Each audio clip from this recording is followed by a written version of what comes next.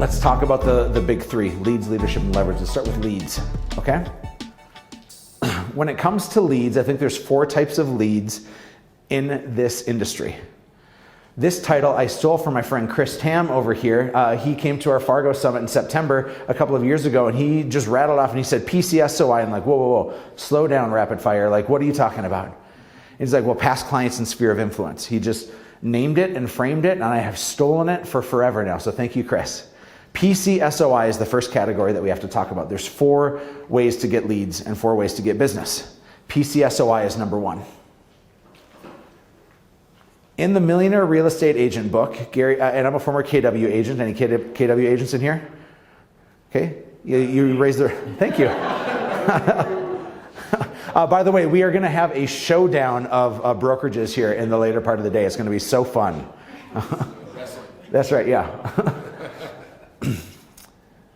When it comes to the Millionaire Real Estate Agent book, which has been the Bible for a lot of us to figure out how to actually grow a real estate team, in there, Gary Keller says that a purchased lead has a 1 in 50 conversion chance, right?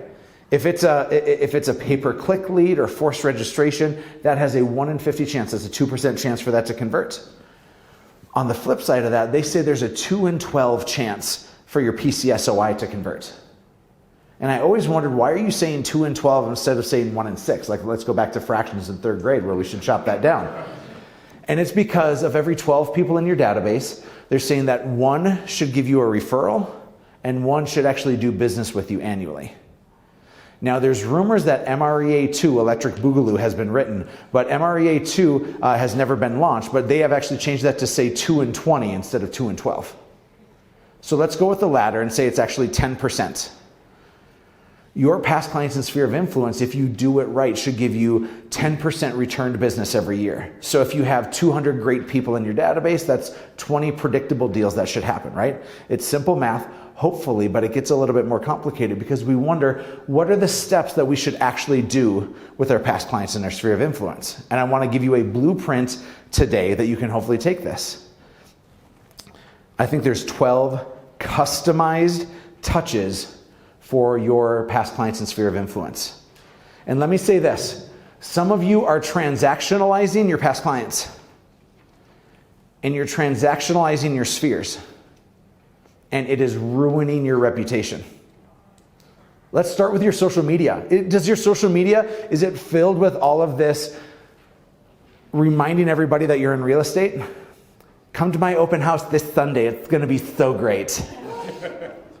Because when you advertise for your open house, what happens is now everybody is sick and tired of your stupid Facebook feed because nobody cares about your open house. And then you call your people and you use the old Keller Williams script. And again, I love Keller Williams, I have mad love for them. But here's the script that I learned in bold. Hey Rob, it's Erik with Hatch Realty, broker by Rule. Say, I'm in a competition right now and the goal is to see how many referrals I can get by the end of the day. So who do you know that's looking to buy, sell, or invest in real estate that I can contact today? You all heard that script before? That's a horse crap script. The intent behind that is great. Get fearless, make phone calls. Gang, right now the biggest threat that's, not the biggest, but one of the biggest threats that's happening right now is that you and the agents that you're a part of are MLS agents. You're sitting idly by waiting for the next property to come on the MLS, and then you're gonna go try to get it. Those that will be in separation season and get their unfair share are gonna go off the MLS and are gonna circle prospect and are gonna dial and are gonna door knock and all that. This has been playing basketball on an 8-foot hoop the last 2 years. And the hoop's 10 feet now and white men can't jump, you know? We are in trouble if you don't change your habits. And so that script, that idea of being ferocious is the right idea. Ferocious not in an aggressive takeaway, but watch this script change, okay? Hey Rob, it's Erik with Hatch Realty, broker by Rule. Say, I'm in a competition right now and I'm hoping you can help me out. A bunch of my agents and I are seeing who can give the most CMAs by the end of the week. We're at a point right now in which it is the height of the market, what many experts believe, and I'm wondering if you want to know what your home is worth. It's a different script, right? In my eyes, that's a script to give, not a script to take. That's a conversation to get on the phone, to actually connect with people, because we're used to people calling us the last 2 years. Sphere or not, we're used to people calling us. And here's the ripe opportunity, is you make that phone call and you say, hey, we're at what many, and I stole this from Ben Kinney, so all props to him, indicate that what many experts believe is the height of the market. Doesn't that trigger and send like a new kind of message through someone and reverberate a new truth? And then you're calling to give. I want to give you a CMA. And Rob probably isn't going to list his house, but do you think he's going to go to his workplace and he's going to bring that up? And do you think that he's going to go and maybe make mention of that? And that's how that 2 and 20, getting that referral, starts to play. Please write this down if you're taking notes. You need to be a hunter, not a gatherer in this season. But the problem is we can't go and aggressively try to gather from our past clients in our sphere of influence. That's a dangerous, dangerous move. Because if you're going just trying to take, this is a sensitive group of people that will immediately shut you off and turn you down when you become that loud voice that's continually saying, look at me, look at how great I am. I affectionately refer to that as marketing masturbation. Okay? It is a self-serving, look at me, it's all about me kind of thing. And that is not the way in which to find success. So I have 12 steps, 12 touches that you should do as customized touches as recommended in order to take better care of your past clients and sphere of influence. The first 6 are 2 client events. I don't care if you're a solo or a huge team. My team, we do a pie day every year, affectionately known as Calorie 2000, right? It's just this huge thing where we throw this party, 1,900 pumpkin pies from Costco we give away each year. In one day, it is chaos. I would rather do an event with 19 people than with 1,900. Your effectiveness of a smaller event is better than your effectiveness of a giant event, because the goal of a client event is to make somebody feel seen, heard, valued, and cared for. And that's it. That is the purpose of a client event. And so in that client event, there are 3 touches. The first is the invite. The second is remind. And the third is to thank. The invite will happen. You maybe have to do 3, 4, or 5 invites, but I'm going to count it just as one. The invite is going to have to be a scaled way for you to get in touch with dozens, if not hundreds of people. So in that situation, what I would say is, hey, Dustin, your head looks fantastic because it's shaped the same as mine, except not as chubby. And then I'm going to say, by the way, we have an event happening this Friday. Have you signed up yet? And I'm going to copy and paste that second part, but my leading sentence or 2 is going to be customized to our relationship, so it doesn't feel like I'm spamming him. If you have been unintentionally spamming your sphere, say, that's me. Yeah, it's a brutal wake-up call, isn't it? It's like, we want to grow, we want to scale, and so we're just throwing all of this group messaging and all of these bulk emails to our sphere. Hey, you just trusted me with a giant transaction and I made a $20,000 commission off of you. Here's my email newsletter. Thank you. I really appreciate. I just think we can do better as a group, right? If you want to scale and you want to grow, you got to think small in order to get big. And so your invites are the first, and it's going to take 3, 4, or 5 invites. The second is the remind. This is the only time you can legit just copy and paste. And so I would say, Jordan, here is our event tomorrow. Don't forget that you signed up. We'll see you between the hours of 11 and 4. Right? I can just copy and paste that message, and that's super easy. That's the second touch. Hopefully they show up to the event. That's a third touch, but I'm not counting that in this, because the third touch that I think matters a lot is the thank you. That's what nobody else is doing, y'all. Nobody else is doing the thank you. It's that call afterwards to say, Dustin, how was Thanksgiving? How was the pie? How's your family, right? You're now diving in, and that actually tees you up for my favorite chance to actually get a referral. If I do 2 client events in the year, and I double this, right? So I get 3 touches plus a visit face-to-face. So really I'm 8, 10, 15 touches in at this point. What I'm going to say on that second thank you call after the second event is, hey, Dustin, would you mind if I gave you a call next week? I want to talk business for just a quick minute. Hopefully he says yes. So I'm going to call you next week. And by the way, there's this rule of reciprocity that exists. If you give somebody something, a $6 pie from Costco, they feel like they owe you something, right? It's a really great way to take a $6 pie and turn it into a $6,000 commission. See, I had a really weird thing happen. My friend Alyssa the other day said to me, Eric, I referred you to my coworker. Did they ever give you a call? And that coworker never gave me a call, and I recognized I never taught Alyssa how to give me a referral. And you're somebody I really value in my life, and I'm hoping I've earned the right to maybe be a referable person. So if I've ever earned the right for a referral, can I teach you how to give me a referral?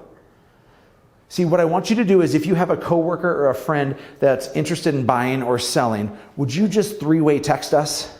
You, me, and that person, and introduce us, and I will take it from there, because I know how important that is to you, and certainly it'll help my family achieve our goals. So if you ever think I'm a referable source, please let me know. Does that feel slimy? At least I hope it doesn't. In my limited mindset, that doesn't feel slimy, but what I've done is I've now taught somebody how to give me a referral. I haven't asked for a referral. I've simply said, if you think I'm worthy sometime. I doubt most of you have actually taught your people how to give you a referral. You instead just go and ask for the referral. And that feels just a little bit more aggressive than what I think a lot of people want to work with. If you don't believe me, the DISC profile says this: high Ds are 3% of the world. The high Is are 11%. The high S's are 69%. And the high C's have already calculated the remaining 17%. Most of the world are high S's. Yes? 2 out of every 3 people are nurses and admin, and they're not doctors, and they're not hunters and CEOs. But you're probably calling them with a high D script, and we got to do better. So those are the first 6 touches. Client event. Earn the right to make that phone call to teach them how to give a referral. You see how these dominoes have to go in order? If you just make that call to somebody after not talking to them for 2 years and you say, hey, Alyssa, can I teach you how to give me a referral? That's a douche nugget move, okay? That is this aggressive move to try and go and simply take. You need to give and earn before you take. Your PCSOI is the most sensitive on this. The next level of touches goes like this: house anniversary, birthday. Those are 2 more touches. Facebook, which is your most powerful CRM that you have, actually gives you insight and information into people's lives. And your job should actually be to take social media offline, not to go where everybody else does. Because when it's your magical birthday, Jason, let's say it's your birthday, you're going to get a couple hundred people that post on your wall and say, happy birthday, dude, happy birthday, hey, have a good one, happy birthday, happy birthday, happy birthday, happy birthday, happy birthday, happy birthday, dude, happy birthday, happy birthday, happy birthday, happy birthday. Yeah? That's what your Facebook wall looks like on your birthday. And some of you are posting, hey, happy birthday, thinking that it's going to make a difference and make you stand out. But you can't play that game. So then you're like, I'm going to send them a direct message. That'll get their attention. Hey, happy birthday. Happy birthday. Happy birthday. Happy birthday. Dude, happy birthday. Happy birthday. I measure my 5,000 really sincere Facebook friends. I get 300 to 400 happy birthday posts on my wall. I get about 30 direct messages that are the same thing as what's on my wall, but in my inbox instead. I got 2 handwritten cards. I got 7 phone calls. And I can tell you who sent those. I can't tell you who the 500 Yahoos on my wall are. Stop being a part of the Yahoos. If you're going to really care for your past clients and sphere of influence, you need to make them feel exceptional because they are. This takes time. Your lead generation time shouldn't be, in this phase of your business, shouldn't be 3 hours of calling have not mets. And diligently going through and trying to earn a business where you have a 1 in 50 chance to convert them.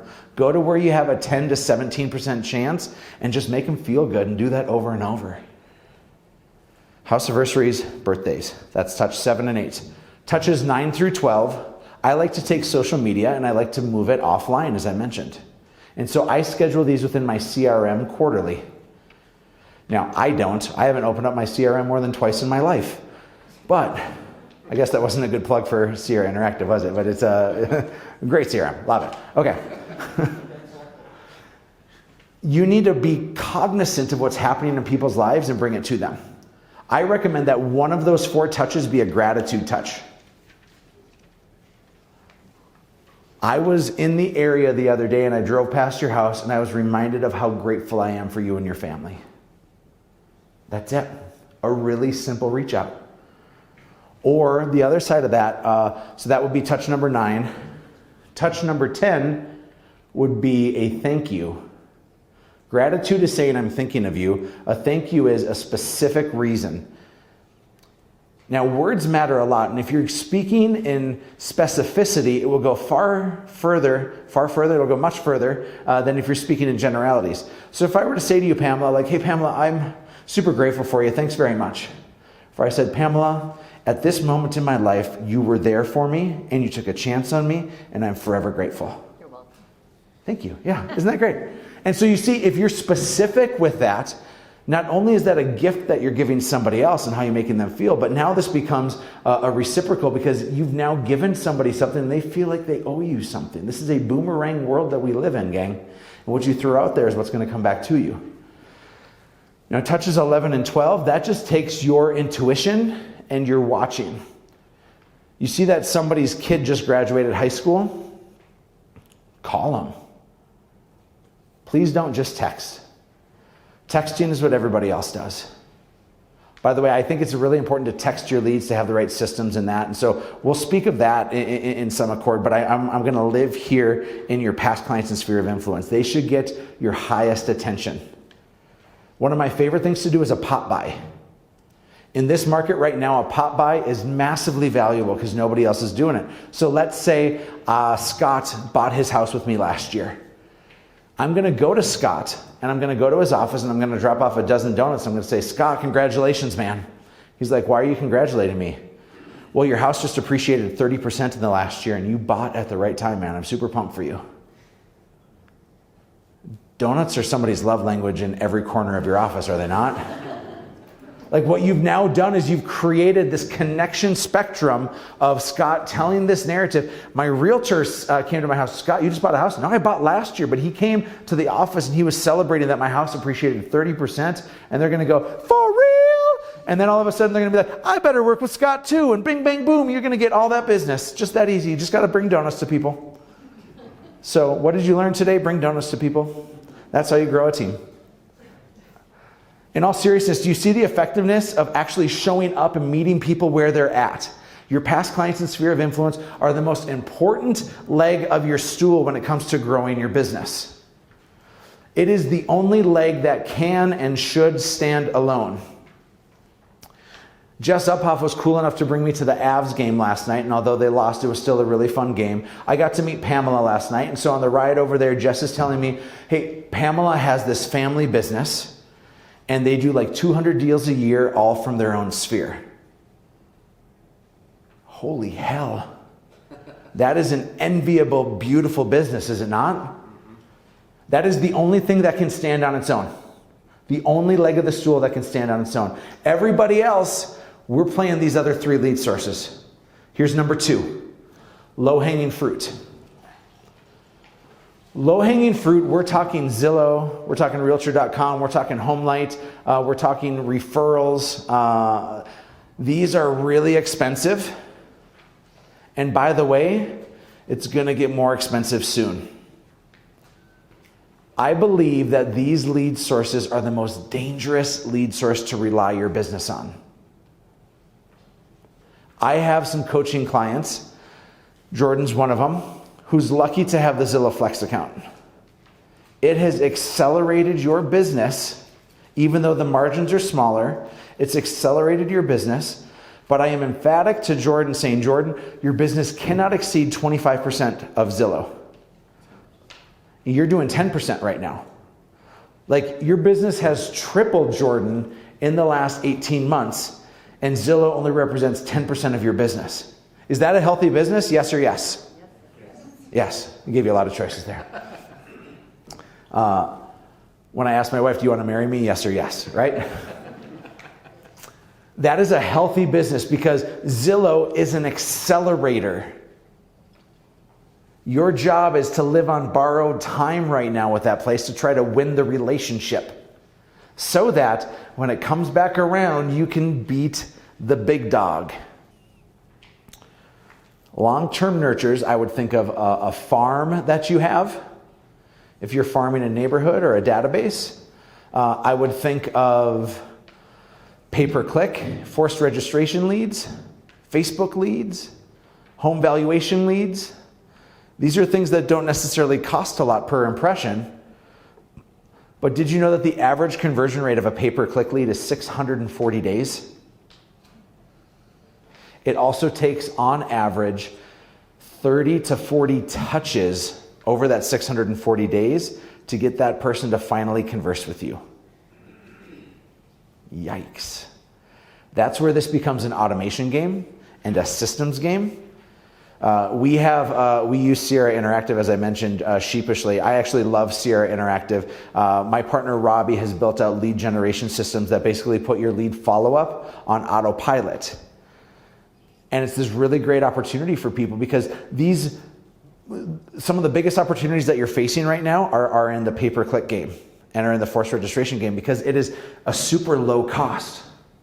I think right now farming is coming back.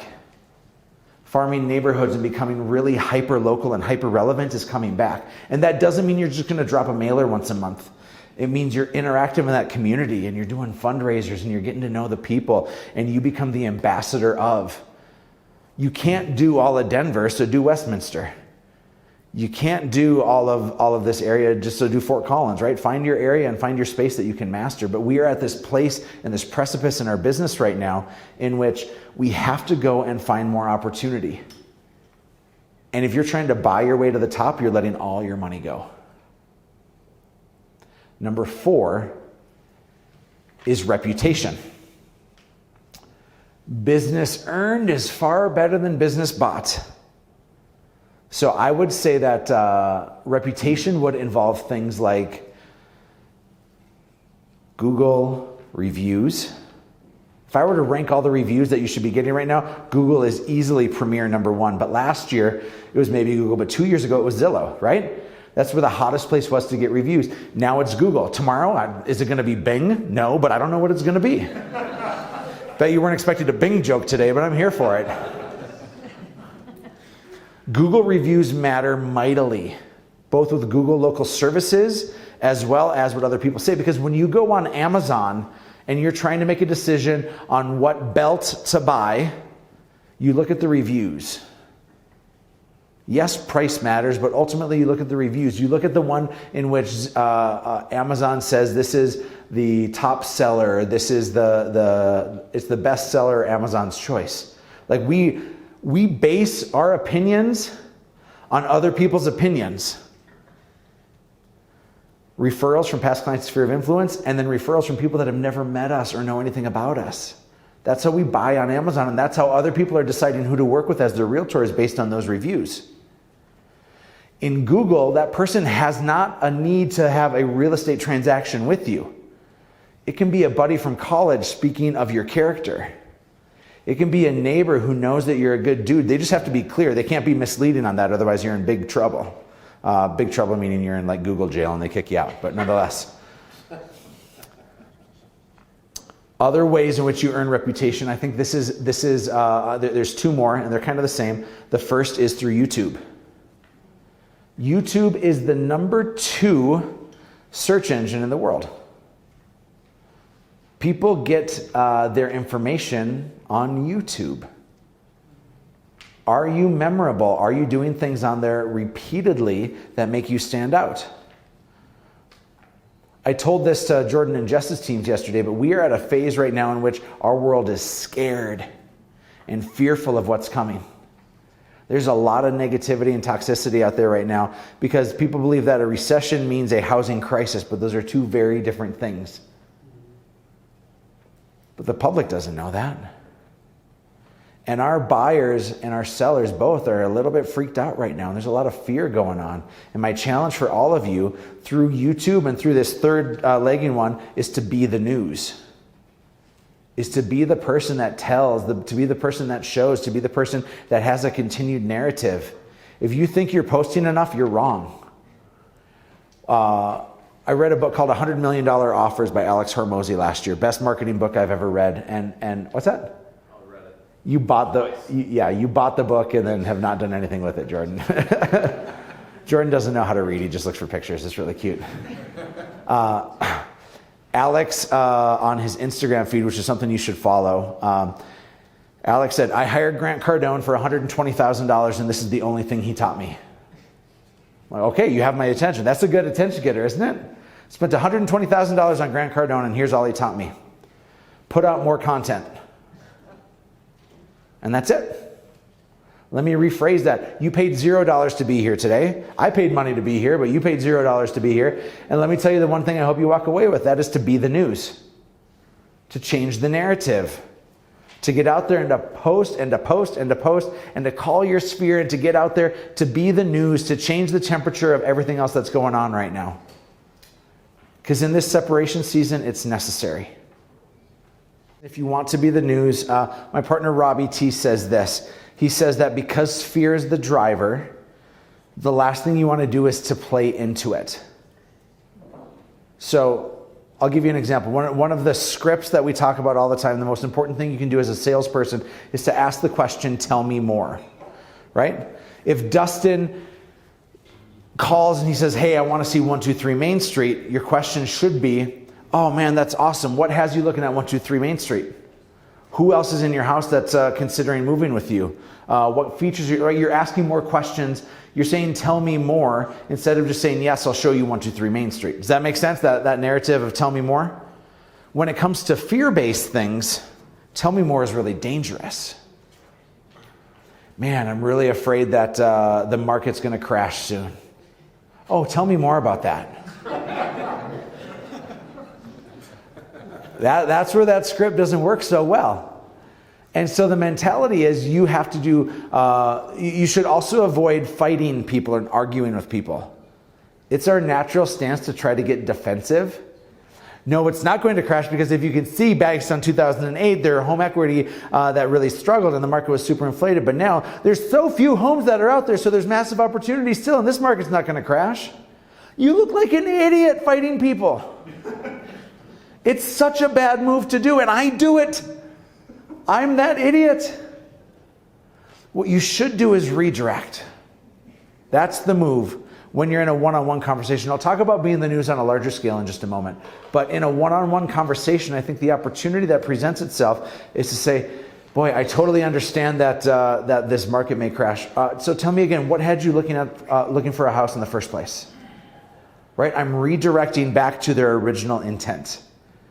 They shared the fear, and I'm going to redirect. That's not to ignore. We have to live in that. We have to be able to walk people through that because that fear isn't going away. But if you're trying to convert a lead, living in that fear is going to be really dangerous. It's going to be super hard to get them ever off that fence. The only person that cares about your open house is your seller, right? There's of course that time in that moment to try to appease them, but we also shouldn't mislead them and let them know that, oh, I'm going to post on my feed and I have 5,000 Facebook friends and so it's going to sell your house when I post this open house on there, right? That's misleading. I'm not into that game. We need to fill our feed. I operate with an 80-20 ratio when it comes to social media. And I post about 3 times a day on social media, just on Facebook. I'm posting 2 TikToks a day. I'm posting 2 Reels a day. I post a minimum of 3 stories a day. I don't touch LinkedIn or Twitter because those places suck. But just personal opinion there, but I am trying to post so much, but I follow an 80-20 philosophy. 80% of my posts need to be about funny memes and things I care about and things that bring energy and light into the world. They need not be controversial. That's the choice that I choose to make. I'll only post about things that I'll die over.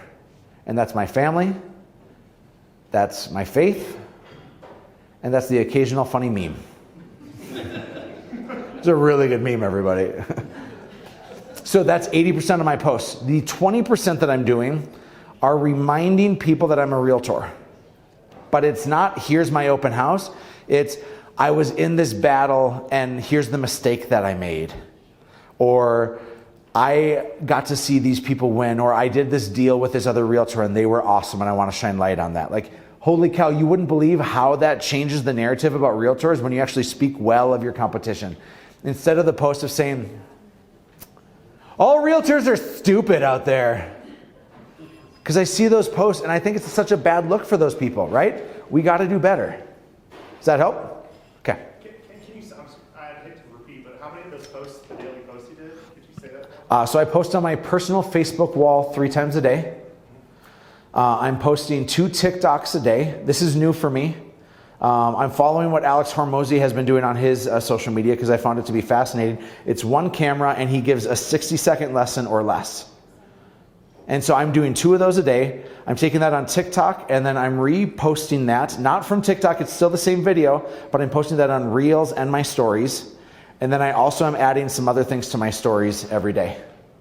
When you post on Instagram and you post a reel, that also can get shared immediately to your news feed, your regular feed on Instagram. So you can kill a couple birds with that one stone. What kind of content is in your reel? Are you dancing? No. Yeah, I mean, I could and I should. I'll give you an example. Here was the reel that I posted, I think, yesterday. 8 years ago, I was at one of the darkest places in my life. I had just been, I just opened up Hatch Realty, and when I told the brokerage that I was at that I was leaving, they weren't too happy about it. The owner said, get the F out of here and I'm gonna make you pay for this. And I was at a moment where I was at such a low point, and then he decided to keep $130,000 in unpaid commissions that he didn't pay me. In talking with my coach at such a low point in my life, I'm like, Steve, what do I do? And Steve says to me, Eric, you have every right to be on your pity pot. You have every right to feel downtrodden and in such a dark place. But when you're ready, your team needs you. And you're called to be a great leader, and you choose when to get off that pity pot, not to revisit it again. And that night, I went to bed saying, tomorrow I'm going to change my attitude, because I recognize I can't change my situation, but I can change my attitude for tomorrow. And so I showed up, dusted myself off, and here we go 8 years later, and I'm living my best life. So are you on your pity pot right now, and when are you ready to get off of it? So that was one of my reels, right? 60 seconds, quick, to the point. I tell a story instead of just telling a result. The power of storytelling is going to unleash everything for you. People don't remember data and facts, they remember stories. You're going to remember Eric got kicked out of, or Eric made a $130,000 mistake more than you're going to remember anything else, right? Because you're going to remember those stories in which will stick with you. And most of you are terrible storytellers. Because it's something I work on every day. I'm a communications guy. I'm a guy who loves a microphone in my hand. And we have to be storytellers instead of just data deliverers. I consistently leverage and balance everything with the money and time continuum. How much time is this going to take me? How much would it cost me to hire somebody else out? What is my dollar per hour worth? It's why I don't mow my lawn. It's why I don't clear my snow. It's why I cut my own hair, but that's another story. Confidently, we've cracked the code on how you get your life back. How can you be successful and not be screwed? That might be the name of the next book, Jordan. How to be successful but not be screwed. We have built this model out, and I go back to, I told you I got out of production in 2014. My daughter Finley was born. I was doing 150 sphere deals a year personally while my team was doing other things. I was living in 90 to 110 hour weeks. I had no showing partner. I had no ISA. This was all just me without DocuSign, right? Like this was a grind. It was a hustle, but I was committed. And the moment my daughter was born, I said, I'm done. I can't. I'm tired of that pace of being away from my family. I said this yesterday, and I hope this chills you to the bone. By the time your kids graduate high school, 90% of your time is done with them. That is a painful aha. Just hire them. And you hire them, yeah, so that changes things, yeah. Follow Pamela's move, yeah. I love my kids too much to let them work with me, right? That is a great move. That's the counterpoint. But to understand that we are giving our family our leftovers, and we're chasing a business that is now our addiction, and we think it's where our value comes from. And there is a model and a way for you to get your life back. Jordan has a big team, but Jordan also has a micro team. And I want to introduce that term for you here, is the power of a micro team. The Millionaire Real Estate Agent book and everything else talks about, here's all the hires that you make so you grow this 7th level business so you can get totally out of production. And what it doesn't talk about in there is, how is this a great move for the people on your team? And it doesn't talk about how do you protect what you've worked so hard for. Because when I got out of production in 2014, I did what I thought I was supposed to do. I referred all my deals to agents on my team. And now I watch on the MLS every week that my good buddy from college relisted their house with Mark, because Mark is not on my team anymore. And when I handed off the transaction, I unintentionally handed off the relationship. It is a stark issue in our business today. Holly did a boot camp with me, and it was so fun to do. There was about a dozen of us on there, and Holly was on this boot camp, and she's like, whoa, slow down, say it again. And she was like, this for you was like, okay, I can get you your life back, and you can give somebody else a great life too. And it was so fun to see that click for you. And I know that it's leading to really great things that are coming. And I hope that today, for some of you, there is this click, because the move to build this micro team is not to build a bunch of agents and hope that they can convert for you. They're not going to stick around for forever, although I think that we can have a very deep, long conversation about the importance of retention and building an environment where you go to work for them and that you help them to have big lives, because that's the world that I would want to live in. So that's the world I'm going to create. I don't need a job in a place in which everybody works for me. I need to go to work for them every day so that they have awesome lives, so that they have huge opportunities. This is not a job in which everybody picks up our table scraps. This is our job in which we are called as leaders to empower others. And so the move is, you don't hire a buyer agent brand new. It is a stupid, irresponsible move. Please stop hiring buyer agents. Here's why. Let's say I take a buyer agent. Let's say Chris is my buyer agent. I take Chris and I add him to my team. I train him for 1.5 weeks, maybe 2 if I'm really serious about training. I mean, after all, he got his real estate license, so he's pretty proficient in real estate, right? Like, he's ready to go. So I train Chris for 1.5 weeks or 2 weeks, and then I put him on leads, or I hand him off these referrals from my business. And it's 5 quality leads that I know I would close. Each of them is worth 10 grand. I'm going to use simple math. Each one is worth 10 grand. He's on a 50-50 split. So Chris is going to get $25,000 and I'm going to get $25,000. I'm just going to hire 20 Chris's and I'm going to be filthy rich. Chris is only going to close 3 of those, right? Probably 2. And the problem here, gang, is Chris just got into a job in which he's full-time commission. And he's trying to make it work. And the only way he can make it work is if he has a sugar daddy or sugar mama, if he has a trust fund, if he has a second job, if he has 6 months of savings, or he has terrible spending habits. That's who's called to work in real estate. Yes, that's who can do a full-time commission job. That's it. One of those 5. So change the narrative. And how many bartenders and baristas and retail workers and teachers and everybody else that's out there right now would love to get into real estate, but they can't financially take the leap? Stop hoping and wishing that your new buyer agent is going to close all 5 when really they're going to close 2 out of 5, because you're not going to make 25 grand on that. You're going to make 10 grand. But watch this. I'm going to hire Chris and I'm going to put him on salary because I'm a businessman and I need to think like that.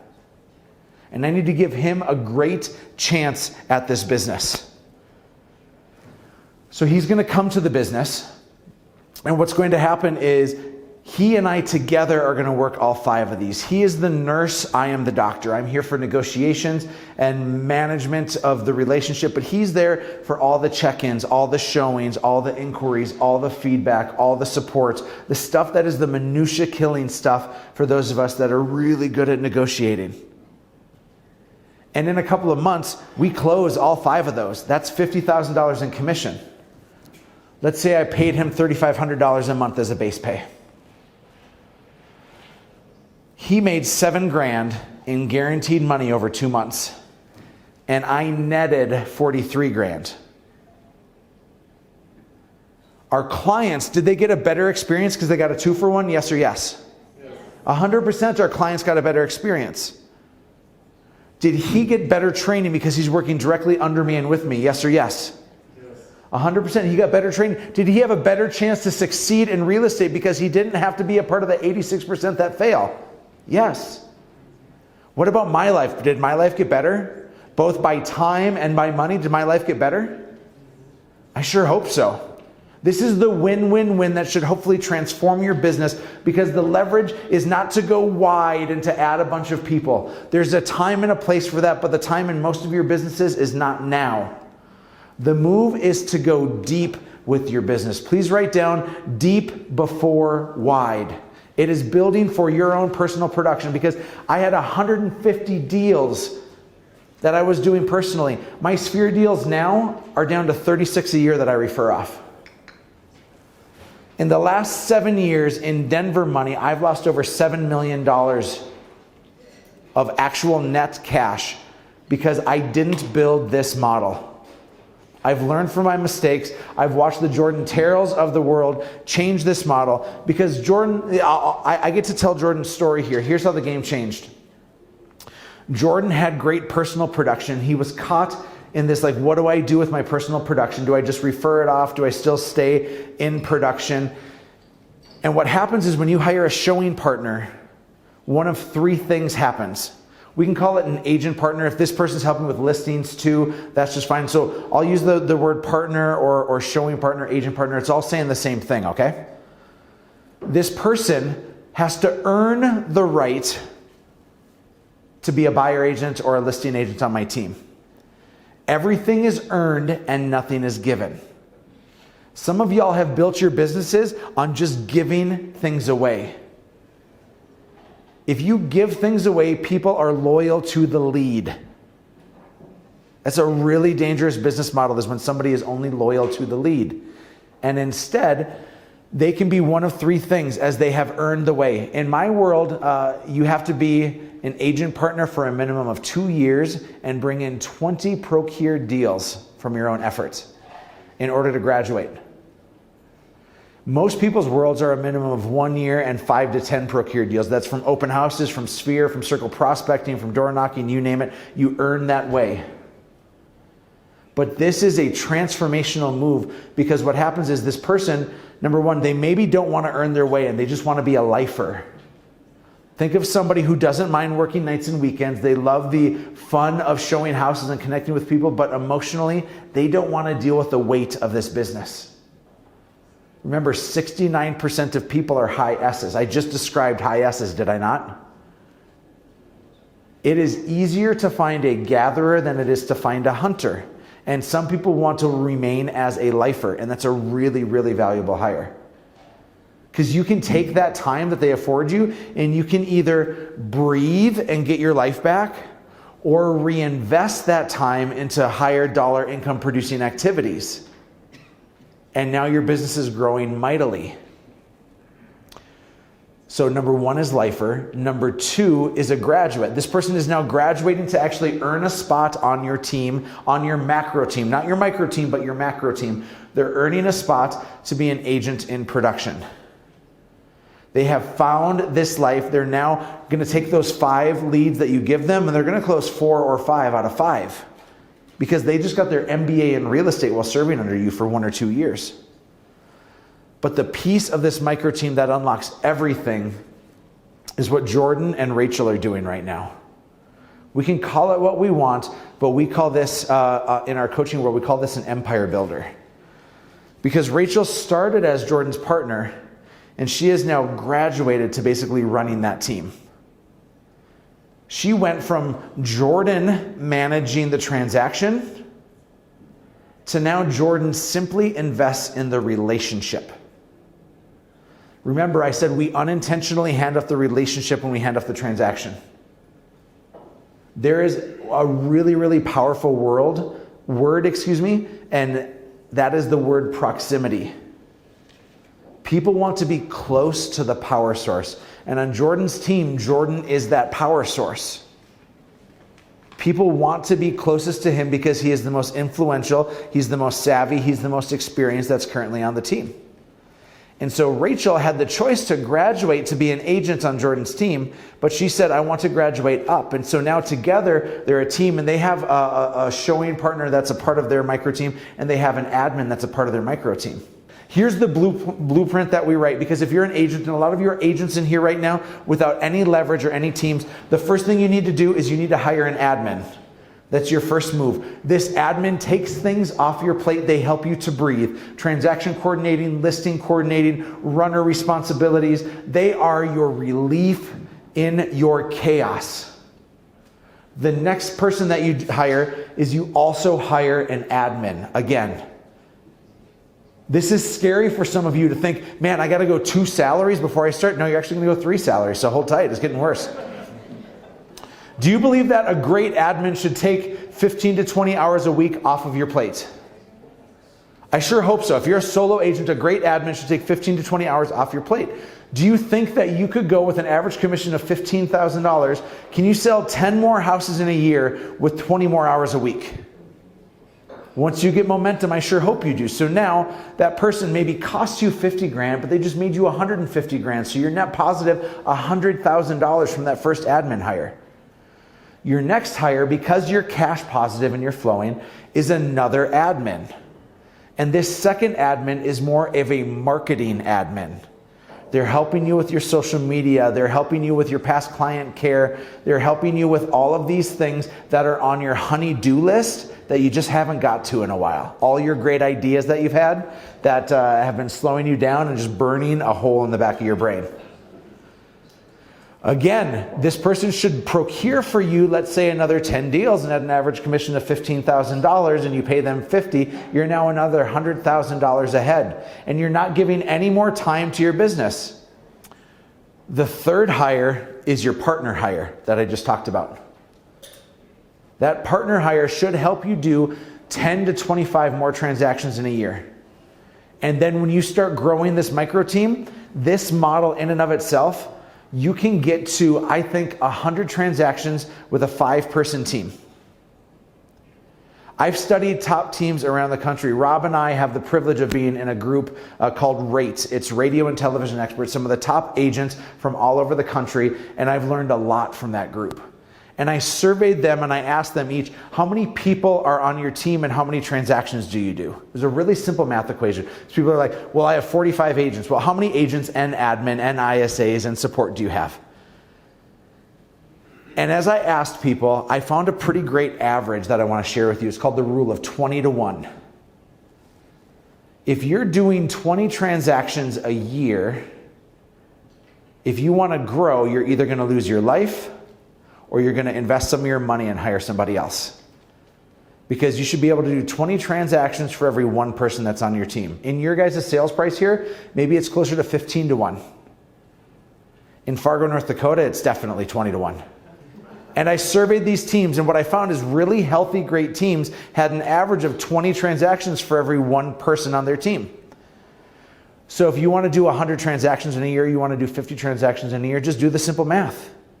Use that equation of 15 or 20 to 1 and figure out what those numbers look like.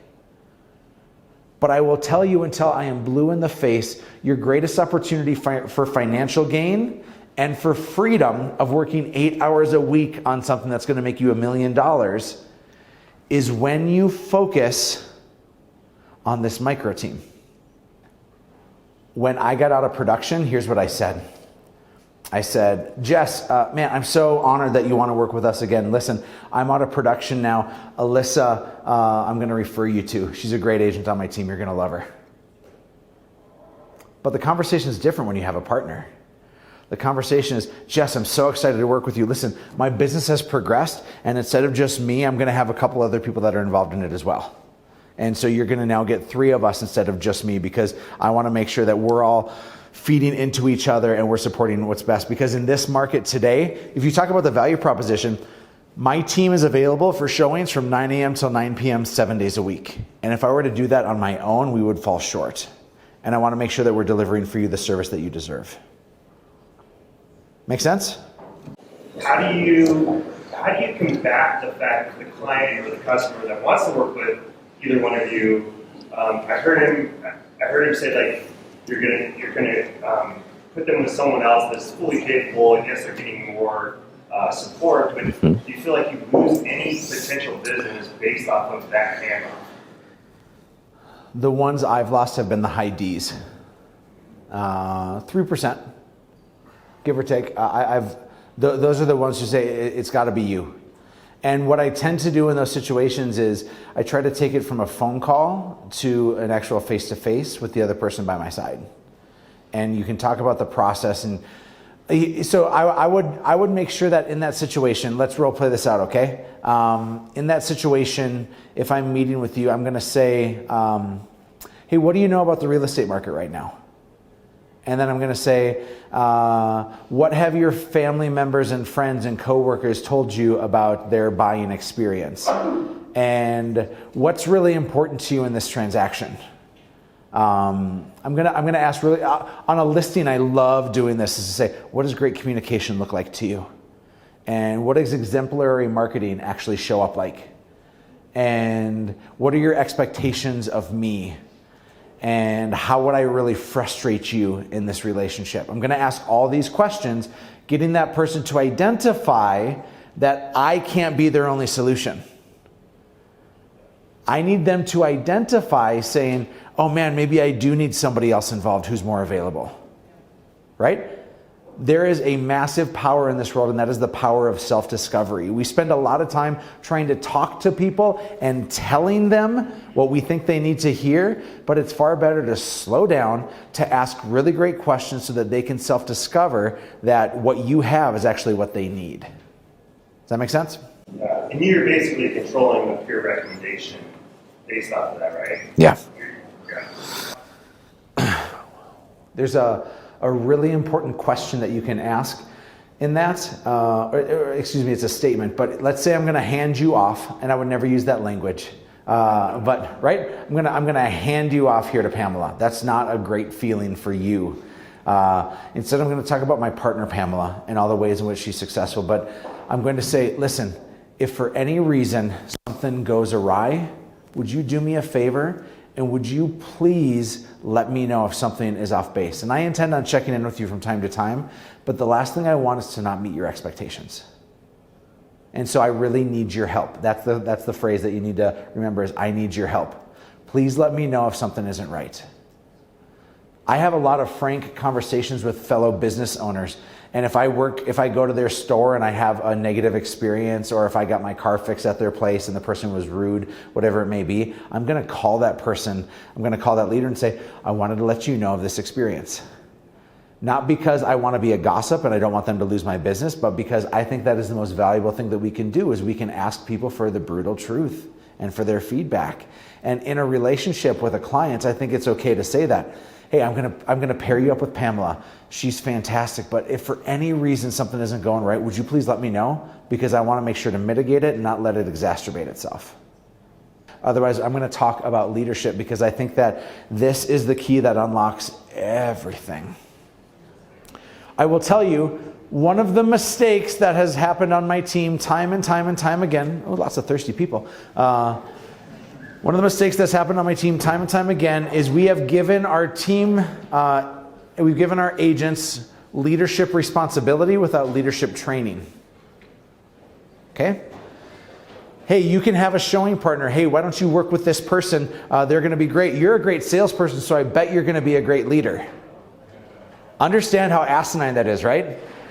We have fallen dastardly short as a team on setting up our new hires for success because they're getting led by new leaders. And new leaders are like toddlers walking around making messes everywhere. Not because they're ill-intended, but because it's a new move for them.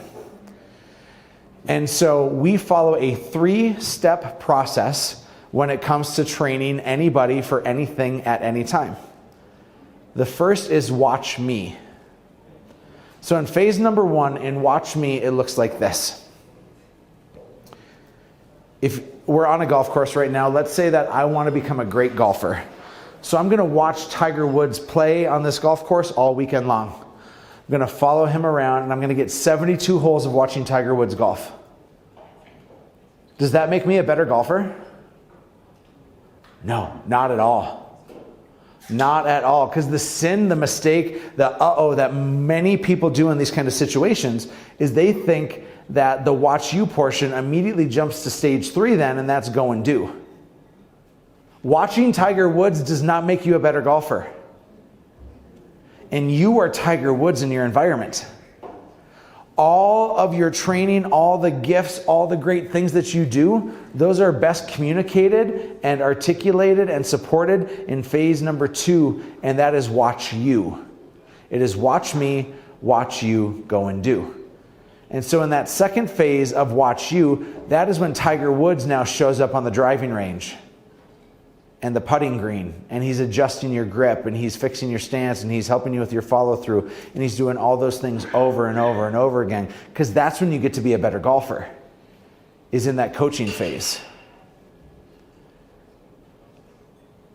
I'm fearful that our desire for speed has us skip over step number 2 far too often. The head trainer that we have at Hatch Realty, his name is Connor. If you ask him, Connor, how long does it take to train a new agent? And his answer is, until they're freaking great at it. Like, you don't train somebody to competency, you train somebody to excellence. We think that training stops after 2 weeks or 4 weeks or whatever it may be. Training should be a continual. The most talented people in the world are those that are the most coached and the most learning based. To show up and to actively take notes, even if you're already a baller, to show up and to say, I'm here to get better in one way, shape, or form every single time to anybody that you get a chance to rub elbows with. So if you're going to have a great environment and you're going to figure out how are you going to develop people, whether it be the people on your team or your other leaders, it's watch me, watch you, go and do. Now, I love things in threes, and so there's only 3 things that you need to do for your team. Remember, we provide our teams leads, leadership, and leverage. But the 3 things that we have to do to grow a team are to get, to train, and to retain. Get, train, retain. So let me break those down for you. To get great talent, I think it takes an arduous process. We follow a 9-step hiring process in our world. Let me try to cover that for you without boring you to tears with a 9-step hiring process. Step number 1, we place a really great, compelling ad. I don't want it to be the typical language that everybody else places. I want it to be something that stands out. And we use a company called WiseHire. It's a couple $100s a month, and with WiseHire, we get disc profiles, and so we get all that information as well as cover letters and resumes. So we get a fairly good idea. Step number 2 is we review those resumes, and we creep on social media on these people. Man, you can sniff out some crazy by looking at somebody's social media page, right? Step number 3, let's say we had a job for a showing partner and we place an ad, we get 50 applicants. By the time we eliminate people, those that didn't do the process in full, those that are proudly an artist, but it's only been a sandwich artist at Subway, like those are the people that you're going to maybe eliminate. Another dad joke there. So now you're down to maybe 30 people. Those 30 people, you're going to do step number 3, and that is a career night. I can't emphasize enough the importance of doing this and saving yourself an inordinate amount of time. You're going to invite all 30, and 15 of them are going to respond and say, yep, I'll be there. 10 will actually show up. And so immediately you've gone from 30 to 10 like that. But the moment they walk in, don't you get a sense of somebody by how they carry themselves? With what they're wearing, with their energy? 55% of communication is body language. Close to 40% is nonverbal. And 15% are actually the words that we use. And so you can get a good feel of 85% of that person before they ever open their yappers. And therein lies the opportunity, because you get those people there and then you're talking with them and you're naming, this is why this business is really hard. I don't ever try to sell somebody on why this business is great.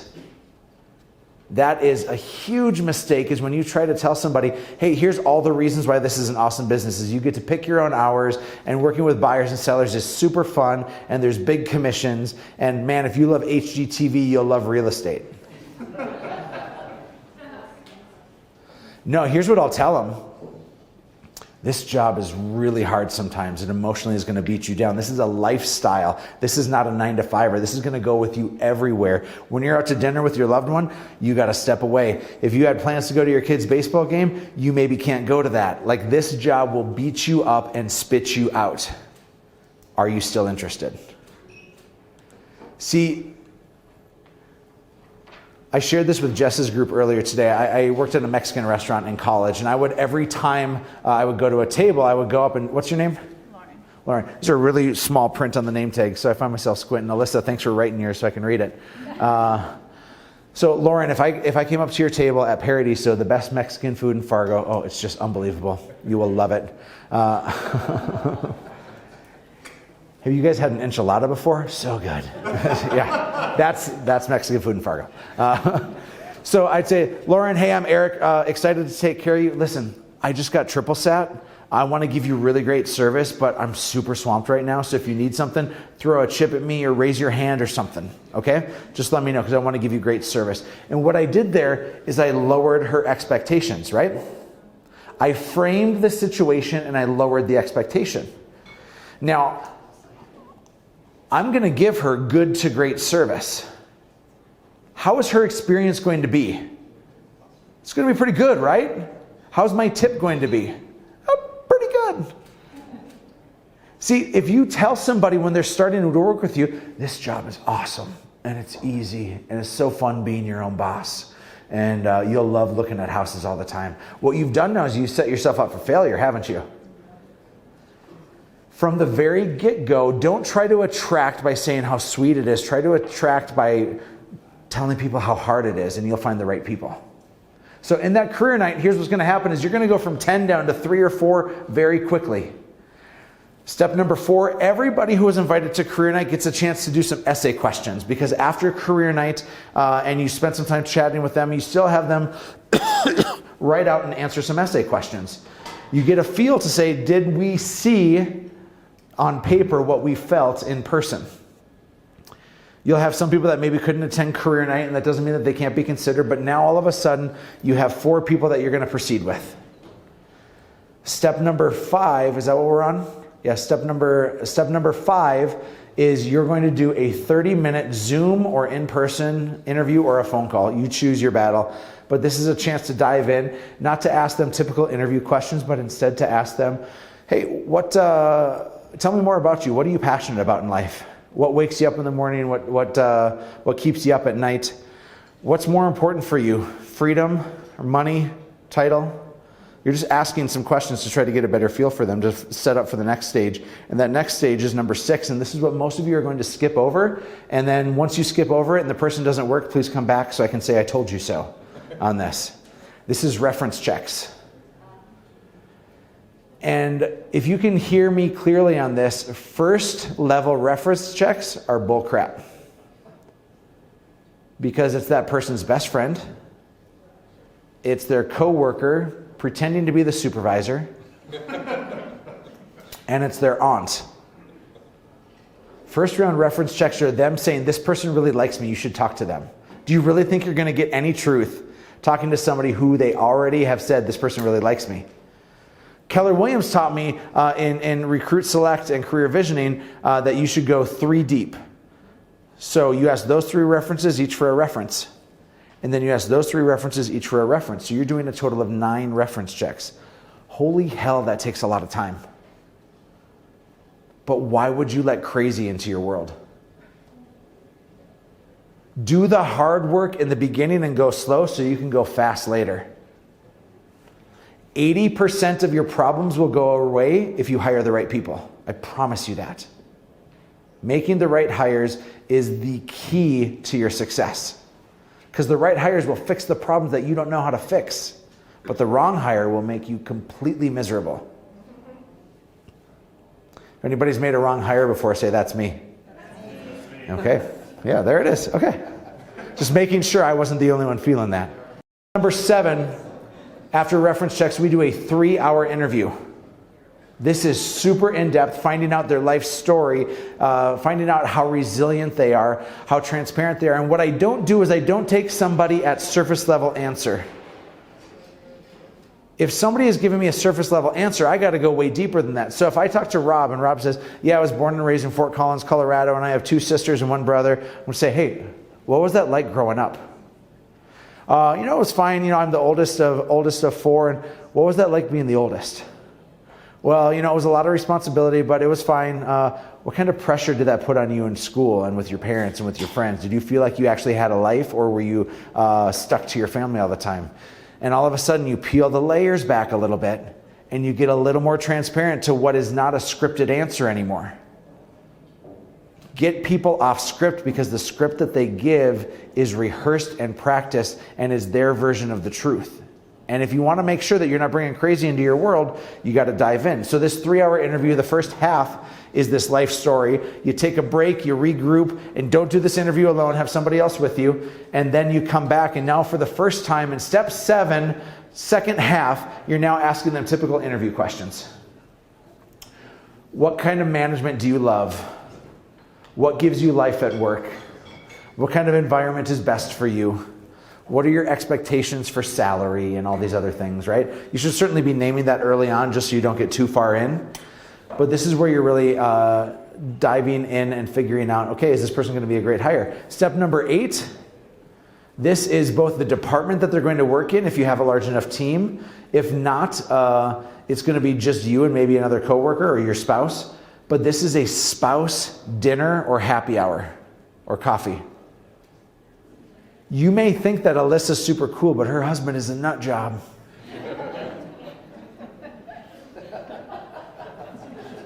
I hope that's not true. Or even more so, here's an interesting thing that happened. My partner, Robbie, encouraged us to hire his brother-in-law, Clint. They are married to sisters. They're married to Lauren and Paige. Robbie's married to Lauren. Clint is married to Paige. And so we hire Clint as an ISA, and he comes on board, and he's a pretty good ISA. He spends his first couple months training, grinding away, earning his right to be on leads on nights and weekends. Clint earns the right to be on leads for his first night, and he's out at dinner with his wife, probably at the Olive Garden, which is lovely. Thank you for laughing hard at that. I appreciate any good Olive Garden humor. And so Clint is at the Olive Garden, dining on some breadsticks and soup and salad, and the phone rings. It's a new Zillow lead. And he says, Paige, hold on, I have to take this. And he steps away from the table. He's gone for 5 minutes, sets the appointment, and comes back. And Paige goes, what the hell did you do? Like she's just livid because he never told her, hey, this job is a lifestyle. This is nights and weekends. He said, I'm going to work with Robbie and I get to work at Hatch Realty and it's going to be awesome. But he never told her this job is a grind on nights and weekends. And so sure enough, he lasted another 2 or 3 weeks and then he quit.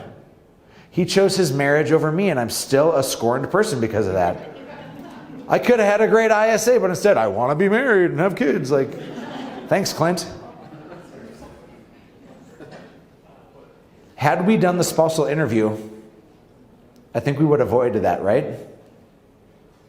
We've got to this point probably 5 times now in the last couple of years, and the spouse has nixed it. But if you can get that hard work done ahead of time, you're set up for a much better run afterwards. Step number 9 is you give them the job. You offer them the job, okay? That's a lot of steps. That takes a lot of time. But if you get great talent, your world changes for forever. Does that make sense? Second part, we said first is get. Second part is to train. We train to excellence. We don't train to standard. Training is something that should happen every day. You and your agents should be role-playing regularly. I'm talking 3 to 5 times a week. You should be practicing not on your clients, but with one another. Those that show up and continue to do that will continue to advance. Now, I think if you get like really super busy, you can get down to maybe like once or twice a week. I'm okay with that. But I can't put enough of an emphasis on the importance of training people. Because what's the point of getting really great people if you don't help them be their best selves? One of my favorite things is to understand this is everybody has the ability to move 2 points in either direction. If you're naturally a 6 out of 10, I have a guy on my team, his name is Lucas. Lucas, before he came to work with me, graduated from college and was an assistant golf pro. After that, he worked building irrigation systems and ditches. He was a ditch digger. He went from college graduate and a family of privilege to an assistant golf pro, which was pretty cool, to digging ditches. And then he came to us, and Lucas is probably a 6 out of 10 on natural talent. In the ditches, he was a 4 out of 10, right? Probably not using his skills to the best of his ability. In our environment, he's an 8 out of 10. You can move 2 points in either direction, but don't be fooled. Nobody's going to move 3 or 4 or 5 points. Don't be that person who's like, I can change him, right? That's just not going to happen. They'll move 2 points in either direction. And so if you think about who's on your team, you have a choice of who's in your stable. Hear me very clearly on this. If you have a stable filled with racehorses, and a couple of donkeys get let into that racehorse stable, those donkeys will run faster than they ever have before. You have a stable filled with donkeys, and you put a couple of racehorses in there, quickly those racehorses will resemble the asses they surround themselves with. And they're either going to fall to their level or they're going to leave. And so your environment and how you train and how you talk about being excellent at all times really, really matters. Striving to never be status quo, to never let anybody be an average realtor or an average admin or an average ISA, that matters mightily. Does that make sense? The third and final piece when it comes to, I think, having a really great team is the retain piece. And this retain piece is probably the hardest piece of it all. Richard Branson has a quote that says something along the lines of, somebody said, what happens if I train somebody really well and they leave? They become your competition. Richard Branson says, I'm afraid of if I don't train them really well and they stay. It's pretty good, yeah? See, I've been afraid since moment one of top people leaving me. Anybody else feel that way? Yeah. Just fearful and afraid that, man, I poured everything into this person. I gave them everything. I want to challenge you and say that we give not to help that other person, but because that's who our identity is and that's who we're designed to be. And that's when we live our best and happiest life is when we give to other people. It's our actual design is to serve others. But I also think that you can keep great people. In fact, one of the reasons I became a real estate coach is I was at an event 7 or 8 years ago. I was in this mastermind, and this guy who had had a really big life said, and I quote, there's no way in hell an agent who does 20 to 25 deals a year will ever stay on a real estate team. And I heard that, and I'm like, I think that's a false statement. That's a lie. They're leaving because you're a crappy leader. They're leaving because you're saying, what are you going to do for me? And instead, a leader should show up and say, what can I do for you? How can I help you to grow a big life? You don't need to go and press restart. You don't need to start over. And so there's a few rules that I live by in my world. Number one is if you feel like you're going to leave, come and talk to me about it. Because I want to find a way to keep you because that's better for both of us. I'm not afraid of you having the thoughts that the grass is greener on the other side. I'm not afraid of that, but I will be very frustrated if we don't talk about it. Please, that leads to number two, and that number two is no surprises. I'm not going to one day come in and have a bad attitude and fire you. If you fall out of culture, you're gone. But if you're struggling with your numbers, if you're not doing what you have agreed to do, I'm going to show up and I'm going to say, how you doing? What's going on in your life? How can I help? Instead of, you're fired, you're kicked out, I take all the leads away from you. Like, there has to be consequences to standards, but I'm going to meet that with grace. And so we talk about no surprises. I'm not going to surprise them, and I don't want them to surprise me by one day just picking up and leaving. Number 3, I have to pay very close attention to progression. That somebody in my environment needs to feel like they're continually growing, and somebody will leave when they run out of runway. I have currently 15 different places that somebody can be on my real estate team. 15 different positions that have all different nuance pieces because the people have forced the hand, and they'd be like, I got a guy right now who does 80 to 90 sphere deals a year. Awesome, right? I pay him a stupid split on those sphere deals because it's far better for me to pay him more and continue the narrative that he's around than it is for me to change that. If it's a company split, that's always the same because I can go and hire somebody else in a second to do the same thing that they're doing. But if it's a sphere deal, he's earned that, he's forced that. So I've made like 19 rules. It's the Tyler Lindell rule change that I continue to do because he's so talented that he forces me to do these other things.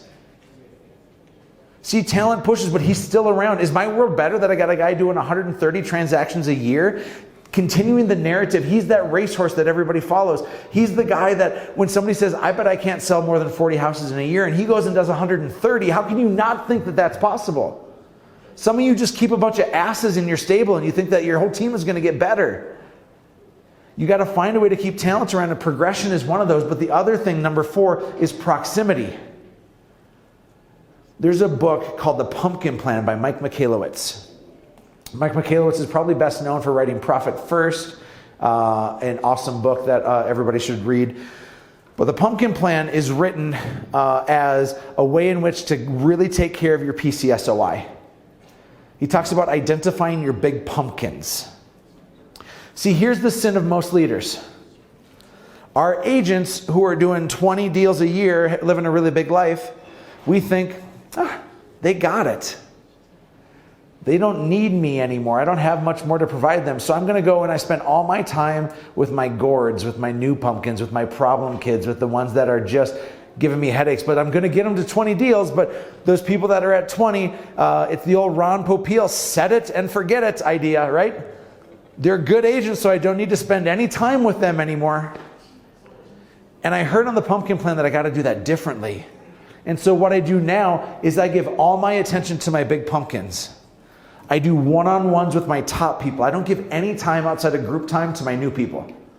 I give all my energy to my top people. We do leader training every week. I do one-on-ones with them every week. Scott is now that guy in Jordan's world. Jordan is that guy also. And so together, they're continuing to pour into the top people, because if you take care of your big pumpkins, the gourds will grow. See, this is all about leadership and scale. The last piece I want to share with you is the rule of 6 to 1. The rule of 6 to 1 works like this. If you have more than 6 people reporting to you, it's not going to work. Jesus had 12, and none of y'all are Jesus, okay? You should have no more than 5 or 6 people reporting to you at any given time. It's why sales managers are destined to fail. Oh, I have 25 people that I'm overseeing, and I do some really great one-on-ones and accountability. Yeah, that may be really great one-on-ones and accountability, but there's no leadership in there, because leadership is customized. That last key takeaway is the power of customization. It's my Tyler Lindell move, right? I'm going to continue to find a way to keep that guy around because he's great talent, and he's continuing a narrative for me. So when you think about how many people you're trying to impact, the rule of 6 to 1 has to be prevalent. If your organization is at more than 6 people, you better have more than one leader. Otherwise, you're dealing with some headaches.